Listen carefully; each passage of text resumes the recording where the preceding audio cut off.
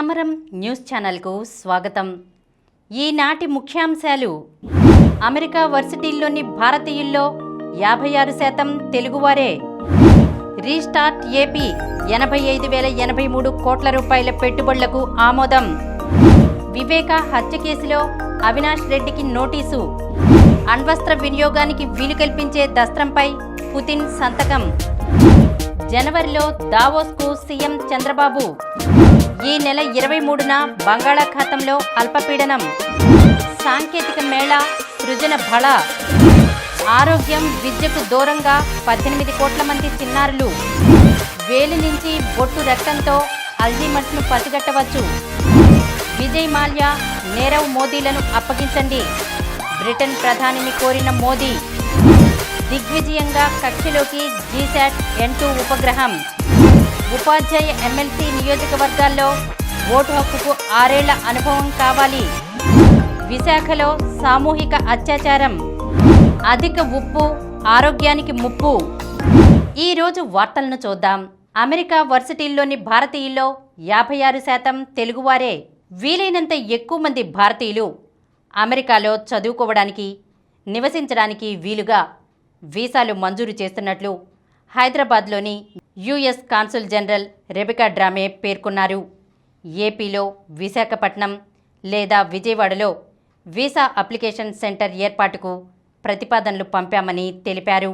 అంతర్జాతీయ విద్యా వారోత్సవాల్లో భాగంగా ఆమె ప్రజా సంబంధాల అధికారి అలెగ్జాండర్ మెక్లారెన్తో కలిసి మంగళవారం విశాఖలో పర్యటించారు. ఈ సందర్భంగా మాట్లాడుతూ అమెరికాలోని అంతర్జాతీయ విద్యార్థుల్లో భారత్ తొలి స్థానంలో నిలిచింది.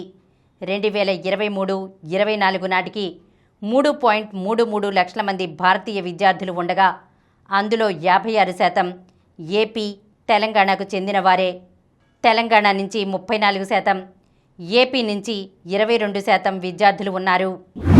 రీస్టార్ట్ ఏపీ 85,083 కోట్ల పెట్టుబడులకు ఆమోదం. రాష్ట్ర పారిశ్రామిక రంగంపై కూటమి ప్రభుత్వం తొలిముద్ర వేసింది.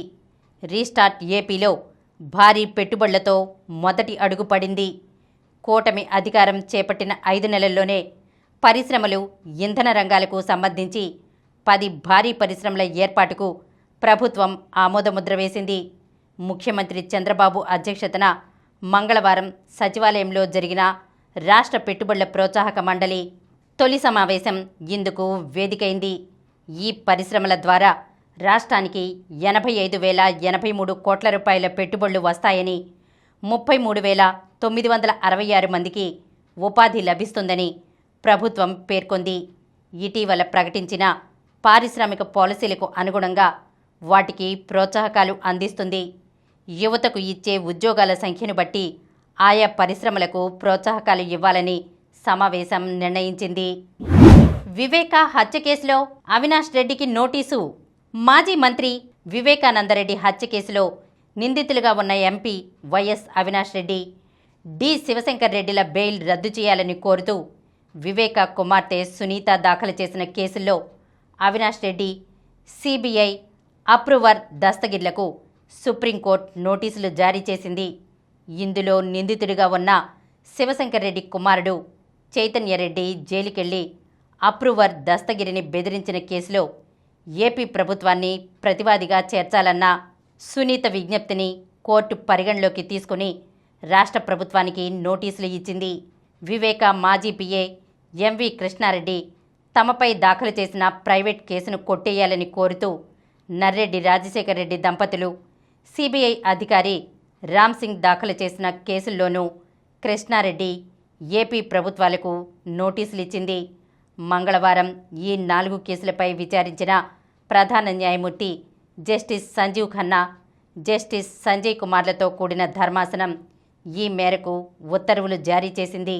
ఇందులో రాజశేఖర్ రెడ్డి దంపతులు, రామ్ సింగ్ దాఖలు చేసిన కేసుల విచారణను ఫిబ్రవరి 24కు, డి శివశంకర్ రెడ్డి, అవినాష్ రెడ్డిల బెయిళ్లను రద్దు చేయాలని కోరుతూ సునీత దాఖలు చేసిన కేసుల విచారణను మార్చి 3వ తేదీకి వాయిదా వేసింది. అణ్వస్త్ర వినియోగానికి వీలు కల్పించే దస్త్రంపై పుతిన్ సంతకం. ప్రపంచం ముందు మరో అణుయుద్ధం ముప్పు పొంచి ఉందా? రష్యా ఉక్రెయిన్ల మధ్య నానాటికి ముదురుతున్న యుద్ధ తీవ్రతను చూస్తుంటే ఈ అనుమానాలు బలపడుతున్నాయి. తమ దేశంపైకి దీర్ఘశ్రేణి క్షిపణుల ప్రయోగానికి ఉక్రెయిన్కు అమెరికా అనుమతివ్వడం రష్యా అధ్యక్షుడు వ్లాదిమిర్ పుతిన్కు తీవ్ర ఆగ్రహం తెప్పించింది. దీంతో ఆయన అణ్వస్త్ర వినియోగాన్ని తెరపైకి తెచ్చారు. ఒకవేళ పశ్చిమ దేశాలు తమ దేశంపైకి నేరుగా దాడి చేస్తే అణ్వాయుధాలు వాడటానికి వీలుగా అణు ముసాయిదాను సవరించారు. ఆ దస్త్రంపై సంతకం కూడా చేశారు. అణ్వాయుధాలు కలిగి ఉన్న దేశం సాయంతో ఏ దేశమైనా తమపై దాడి చేస్తే దాన్ని సంయుక్త దాడిగానే పరిగణిస్తామని అందులో విస్పష్టంగా పేర్కొన్నారు. జనవరిలో దావోస్కు సీఎం చంద్రబాబు. స్విట్జర్లాండ్లోని దావోస్లో వచ్చే జనవరి 20 నుంచి 24 వరకు జరిగే ప్రపంచ ఆర్థిక వేదిక సదస్సుకు ముఖ్యమంత్రి చంద్రబాబు సారథ్యంలో మంత్రులు, అధికారుల బృందం వెళ్లనుంది. అక్కడ ముందస్తు ఏర్పాట్లు చేసేందుకు అధికారుల బృందం మంగళవారం దావోస్ బయలుదేరి వెళ్ళింది. AP EDB CEO CM Saikanth Varma, AP IIC MD M Abhishikt Kishore మంగళవారం దావోస్ వెళ్లారు. పరిశ్రమల శాఖ కార్యదర్శి ఎన్ యువరాజ్ ఈరోజు వెళ్లారు. అధికారుల బృందం ఈ నెల 22 వరకు దావోస్లో ఉంటుంది. దావోస్ సదస్సులో ఆంధ్రప్రదేశ్ పెవిలియన్ ఏర్పాటు, సమావేశాల నిర్వహణకు అనువైన ప్రదేశాలను అధికారుల బృందం ఎంపిక చేస్తుంది. WEF సదస్సు సందర్భంగా అక్కడ ఏపీ ప్రతినిధులకు అవసరమైన సహకారం, ఏర్పాట్లపై దావోస్ కౌన్సిల్ ప్రతినిధులతో చర్చిస్తుంది. షేపింగ్ ద ఇంటెలిజెంట్ ఏజ్ అన్న థీమ్తో వచ్చే సంవత్సరం WEF సమావేశాలు నిర్వహిస్తున్నారు. ప్రపంచం నలుమూలల నుంచి వివిధ దేశాధినేతలు, ప్రముఖ పారిశ్రామిక, వాణిజ్యవేత్తలు హాజరయ్యే దావోస్ సదస్సుకు 2014-19 మధ్య తెలుగుదేశం పార్టీ ప్రభుత్వ హయాంలో రాష్ట్రం నుంచి ప్రతినిధుల బృందం క్రమం తప్పకుండా హాజరయ్యేది. ముఖ్యమంత్రి చంద్రబాబు సారథ్యం వహించేవారు. 2014-19 మధ్య దావోస్ వేదికగా ఆంధ్రప్రదేశ్లో వేల కోట్ల రూపాయల పెట్టుబడులకు ఒప్పందాలు జరిగాయి.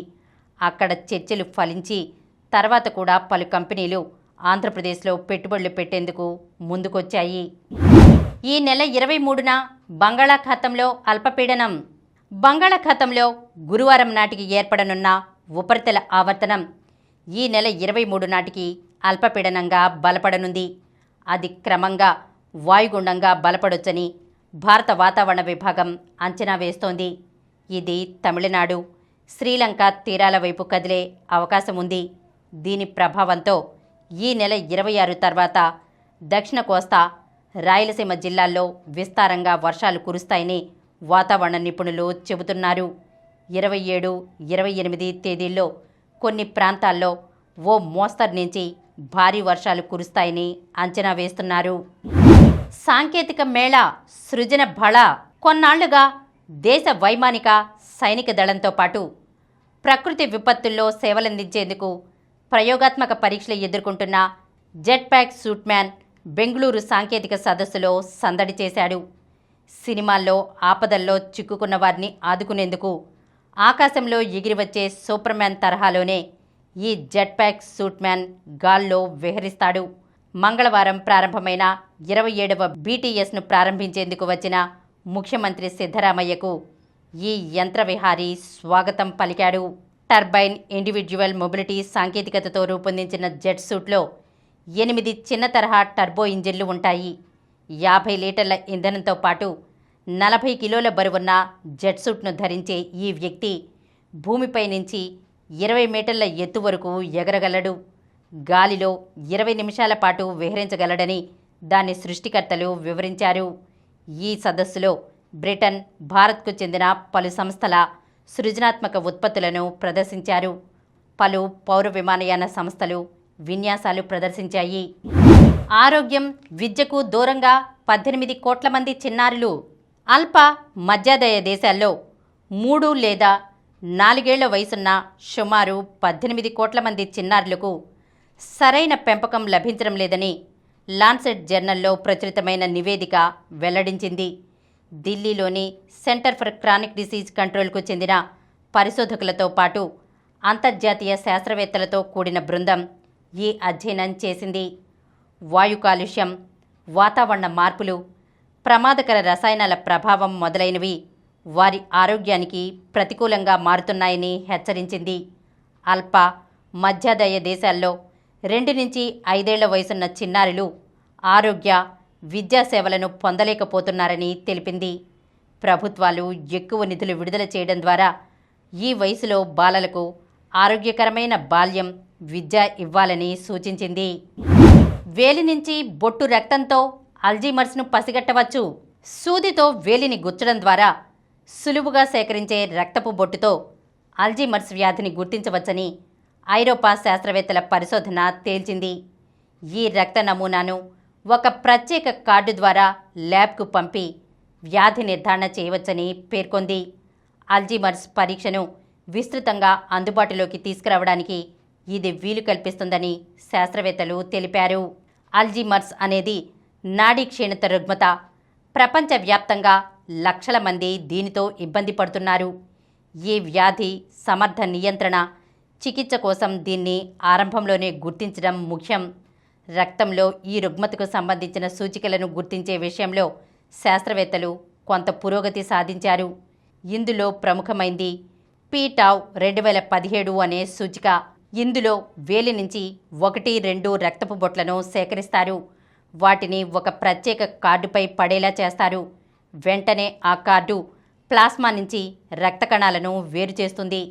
దాదాపు 15 నిమిషాల తర్వాత కార్డు పొడిబారుతుంది. దాన్ని సాధారణ తపాలా వ్యవస్థ ద్వారా ఒక ల్యాబ్కు పంపవచ్చు. అక్కడ ఆధునిక హై సెన్సిటివ్ విధానాలను ఉపయోగించి పీటావ్ 2017 పరిమాణాన్ని నిర్ధారించవచ్చు. సంప్రదాయ రక్త పరీక్షలకు భిన్నంగా ఈ తరహా పరీక్షలో నమూనాల రవాణా కోసం డ్రై ఐస్ ఉపయోగించాల్సిన అవసరం లేదు. వైద్య సిబ్బంది అవసరం లేకుండా ఎవరికి వారు ఫింగర్ ప్రిక్ ద్వారా రక్త నమూనాను సేకరించి సొంతంగా ల్యాబ్కు పంపే వీలుందా అన్న దానిపై కూడా అధ్యయనం ప్రారంభమైంది. ప్రయోగాత్మక పరీక్షలో రక్తనాళం నుంచి సేకరించిన నమూనా తరహాలోనే ఈ విధానం సమర్థత చాటిందని శాస్త్రవేత్తలు తెలిపారు. విజయ్ మాల్యా, నీరవ్ మోదీలను అప్పగించండి. బ్రిటన్ ప్రధానిని కోరిన మోదీ. బ్రెజిల్లోని రియో డి జెనిరోలో జరుగుతున్న G20 సదస్సులో పాల్గొంటున్న ప్రధాని నరేంద్ర మోదీ సోమ, మంగళవారాల్లో పలు దేశాధినేతలతో భేటీ అయ్యారు. ద్వైపాక్షిక అంశాలపై ఆయా దేశాల అధినేతలతో చర్చించారు. ప్రధాని భేటీ అయిన వారిలో Britain, France, Brazil, Italy, Australia, Indonesia, Norway, Portugal, Egypt, దక్షిణ కొరియా అధినేతలున్నారు. IMF deputy managing director Geeta Gopinath, ఐరోపా కూటమి చైర్మన్ ఉర్సులా వాండర్ లేయన్తోనూ సమావేశమయ్యారు. బ్రిటన్లో తలదాచుకున్న ఆర్థిక నేరస్తులు విజయ్ మాల్యా, నీరవ్ మోదీలను అప్పగించాలని ఆ దేశ ప్రధాని కీర్ స్మార్టర్ను ప్రధాని మోదీ కోరారు. వారిని అప్పగించాల్సిన అవసరాన్ని ఆయనకు వివరించారు. సోమవారం రాత్రి ఇరు దేశాల నేతల భేటీ సందర్భంగా మోదీ ఈ విజ్ఞప్తి చేశారు. దిగ్విజయంగా కక్షలోకి GSAT-N2 ఉపగ్రహం. భారత అధునాతన సమాచార ఉపగ్రహం GSAT-N2 మంగళవారం విజయవంతంగా భూకక్షలోకి చేరింది. స్పేస్ ఎక్స్ సంస్థకు చెందిన ఫాల్కన్ 9 రాకెట్ ద్వారా అమెరికాలోని కేప్ కెనావెరాల్ నుంచి ఈ ప్రయోగం జరిగింది. 4700 కిలోల బరువున్న ఈ ఉపగ్రహాన్ని మోసుకెళ్లగల రాకెట్ భారత్ వద్ద లేకపోవడంతో విదేశీ సంస్థపై ఆధారపడాల్సి వచ్చింది. భారత అంతరిక్ష పరిశోధన సంస్థ వద్ద ఉన్న శక్తివంతమైన రాకెట్ LVM-3కి 4000 కిలోల బరువైన ఉపగ్రహాన్ని మోసుకెళ్లే సామర్థ్యం మాత్రమే ఉంది. ఇస్రోకు, ఎలాన్ మస్క్కు చెందిన స్పేస్ ఎక్స్కు మధ్య ఇదే తొలి వాణిజ్య భాగస్వామ్యం. భారత్ గతంలో ఐరోపా అంతరిక్ష సంస్థకు చెందిన రాకెట్ల ద్వారా భారీ ఉపగ్రహాలను ప్రయోగించేది. ఇప్పుడు ఆ సంస్థ వద్ద క్రియాశీల రాకెట్లు లేకపోవడంతో ఈ నిర్ణయం తీసుకుంది. ఉపాధ్యాయ ఎమ్మెల్సీ నియోజకవర్గాల్లో ఓటు హక్కుకు 6 ఏళ్ల అనుభవం కావాలి. ఉపాధ్యాయ ఎమ్మెల్సీ నియోజకవర్గాల ఓటర్ల జాబితాలో పేరు నమోదుకు దరఖాస్తు చేసుకోవాలంటే గత 6 ఏళ్లలో 1 లేదా అంతకంటే ఎక్కువ విద్యాసంస్థల్లో పనిచేసిన అనుభవం ఉండాలని రాష్ట్ర ప్రధాన ఎన్నికల అధికారి వివేక్ యాదవ్ తెలిపారు. వారు పనిచేసిన కాలానికి సంబంధించి ఆయా విద్యాసంస్థల అధిపతుల నుంచి సర్వీస్ సర్టిఫికేట్ పొందాలని వెల్లడించారు. కొంతమంది ఉపాధ్యాయులు గత 6 ఏళ్లలో వేర్వేరు చోట్ల పనిచేసినప్పటికీ ప్రస్తుతం వారు పనిచేస్తున్న విద్యాసంస్థల అధిపతుల నుంచే సర్వీస్ రికార్డు ఆధారంగా ఈ 6 ఏళ్ల కాలానికి సర్వీస్ సర్టిఫికేట్ పొందుతున్నారు. దీన్ని పరిగణలోకి తీసుకోము అని తెలిపారు. ఈ మేరకు వివిధ అంశాలపై స్పష్టతనిస్తూ మంగళవారం ఆయన పత్రికా ప్రకటన విడుదల చేశారు. ప్రైవేట్, అన్ఎయిడెడ్ పాఠశాలల్లో పనిచేసే ఉపాధ్యాయులకు సంబంధించిన సర్వీస్ సర్టిఫికెట్లపై మాత్రమే కౌంటర్ సంతకం అవసరమని పేర్కొన్నారు. ఉపాధ్యాయ నియోజకవర్గాల్లో ఓటరుగా చేరేందుకు సెకండరీ కంటే తక్కువ స్థాయి కాని విద్యాసంస్థల్లో ఉపాధ్యాయుడిగా పనిచేసిన అనుభవం ఉంటే చాలని, అక్కడ ఏ తరగతులకు బోధిస్తున్నారనేది ప్రాతిపదిక కాదని వివరించారు.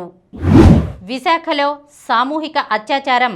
ప్రేమ పెళ్లి పేరుతో దగ్గరై ఓ యువతిని నమ్మించిన యువకుడు ఆమెను బలవంతంగా అనుభవించడమే కాక స్నేహితులతో కలిసి అత్యాచారం చేసిన దారుణ ఘటన విశాఖలో ఆలస్యంగా వెలుగుచూసింది.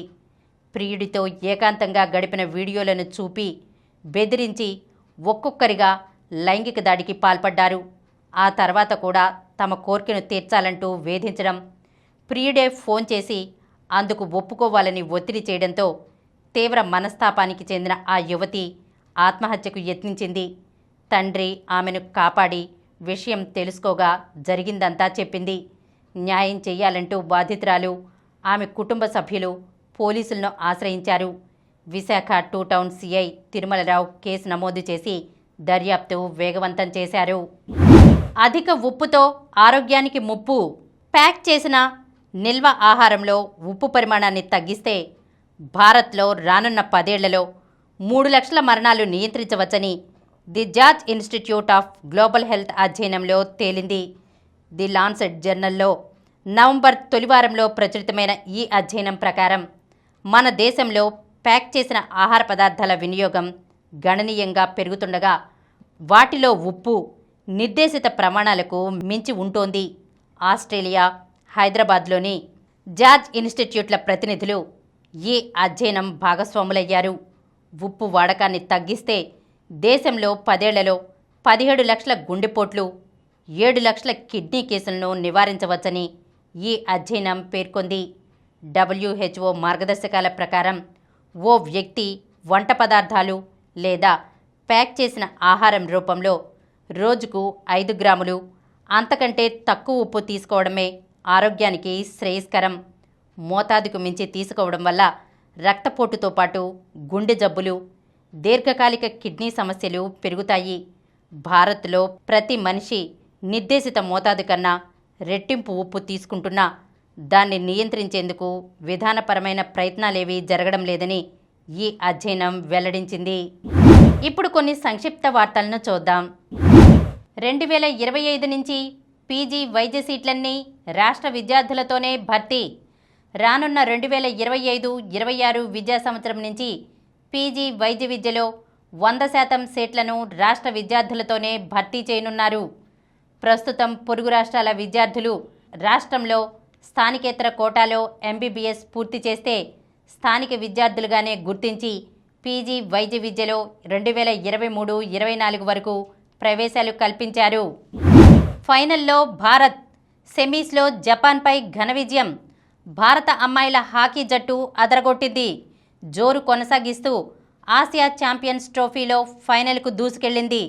మంగళవారం సలీమా బృందం 2-0తో జపాన్ను చిత్తు చేసింది. ప్రీ క్వార్టర్స్లో అనుపమ. చైనా మాస్టర్స్ ప్రపంచ టూర్ సూపర్ 750 టోర్నీలో భారత యువ క్రీడాకారిణి అనుపమ ఉపాధ్యాయ శుభారంభం చేసింది. తనకంటే మెరుగైన ర్యాంకర్కు షాక్ ఇచ్చి ప్రీ క్వార్టర్ ఫైనల్లో అడుగుపెట్టింది. పట్నా పంజా. పట్నా పైరేట్స్ సత్తా చాటింది. దూకుడుగా ఆడిన ఆ జట్టు ప్రో కబడ్డీ సీజన్ 11లో మరో విజయాన్ని ఖాతాలో వేసుకుంది. మరిన్ని వార్తా విశేషాలతో రేపటి సమరం న్యూస్ ఛానల్లో మళ్ళీ కలుద్దాం.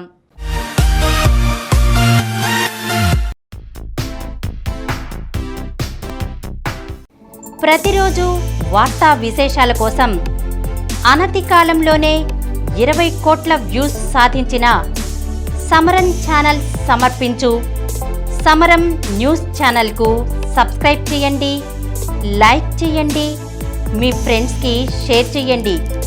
అలాగే ప్రక్కనున్న గంట సింబల్ని ప్రెస్ చేయడం మర్చిపోకండి.